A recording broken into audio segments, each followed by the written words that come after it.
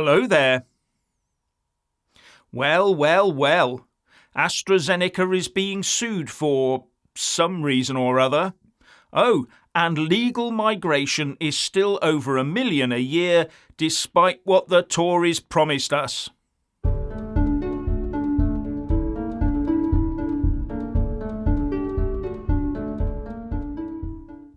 In the first of its kind in England and Wales regarding the health emergency and the arm-administered cough medicine, the big pharma company AstraZeneca is facing 2 product liability lawsuits.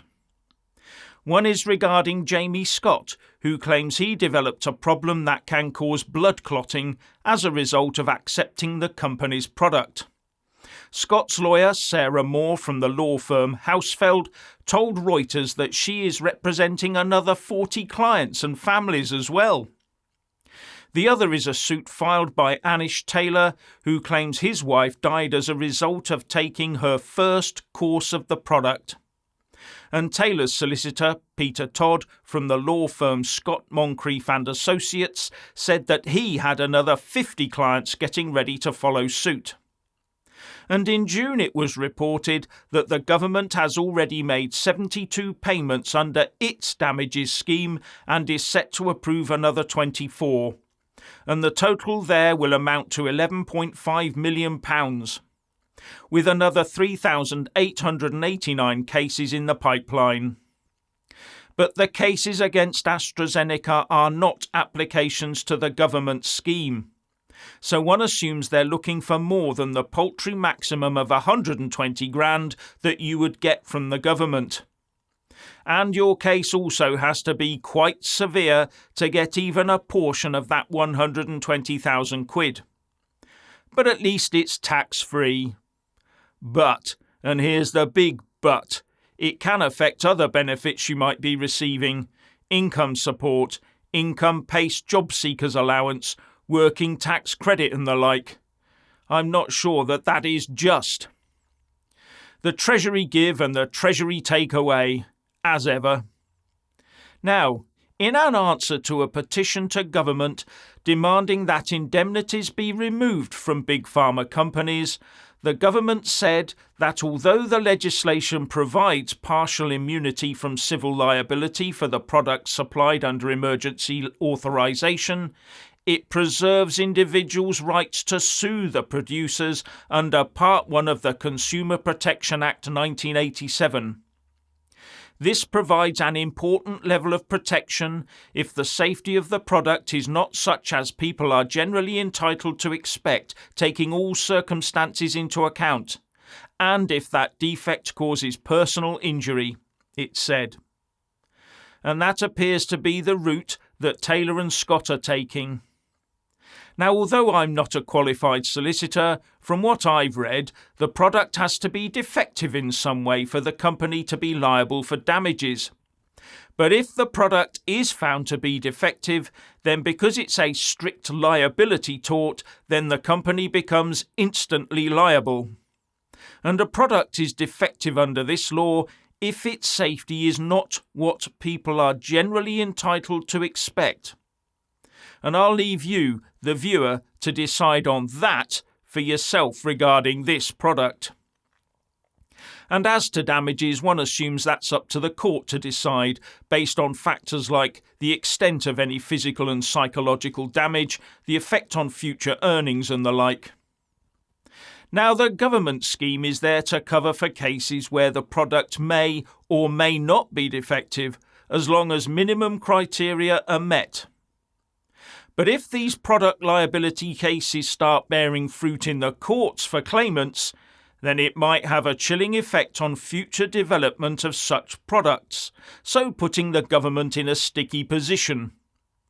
So would they end up putting the taxpayer on the hook for the damages, just to keep Big Pharma happy? Now, the news out from the government today is that in the year to June 2023, over 3.25 million visas were issued by the UK government, an increase of 58% on the year to June 2022.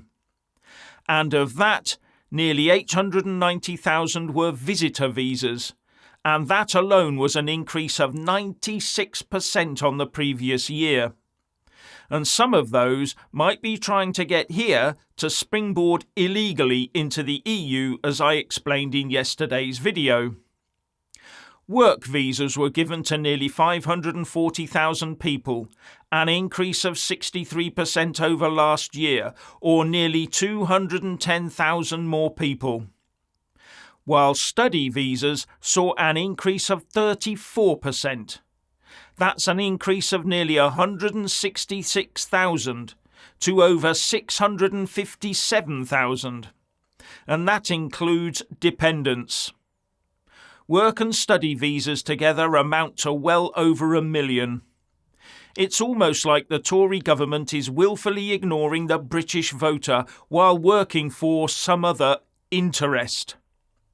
In fact, the government says that there were 75,717 family-related visas granted in the year ending June 2023, more than double the number in the year ending June 2022.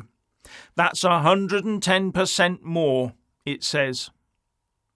And this excludes the 182,000 British National Overseas or BNO visas handed out between the 31st of January 2021 and the end of June 2023. This will not go down well with those who voted Brexit to get control over our own borders back. Not only that, there is now a record-high backlog of asylum claims. A total of 175,457 people were waiting for an initial decision on an asylum application in the UK at the end of June 2023, up 44% at the end of June 2022, and the highest figure since current records began in 2010, reports Sky News. Wonder if that's down to a lack of paperwork, if you get my drift. And Sky goes on to say that the total cost of this has now reached 3.97 billion quid a year. That's over 76 million quid a week, or over 10 million quid a day. But it'll be all right if Labour gets into government. They'll have the accepted rubber stamps out, whatever the situation. Then we've just got to find some new houses. Now, there is a group of Tories called the New Conservatives, and they say they want to support legislation that delivers on the priorities of the people and develop ideas for the 2024 Conservative Party manifesto.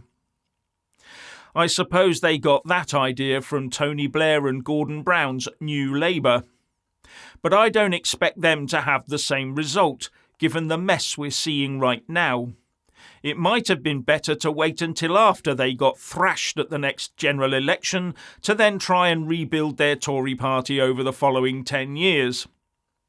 Anyway, the group has a plan to cut immigration by 2/3, with one New Conservative MP, Jonathan Gullis, saying that the government needs to dramatically reduce the number of visas to what's expected by the British public. No Sherlock. And he went on to say, "We must stop relying on the lever of migration and focus more energy on skilling up the British people while also getting businesses to do their part with increased wages, better terms and conditions, and investing in local workforces to create the high-skilled, high-wage economy we all want." And here was me thinking that was the Rishi Sunak plan in the first place. Obviously not. So I do have to wonder exactly who has been whispering what in Rishi's shell-like.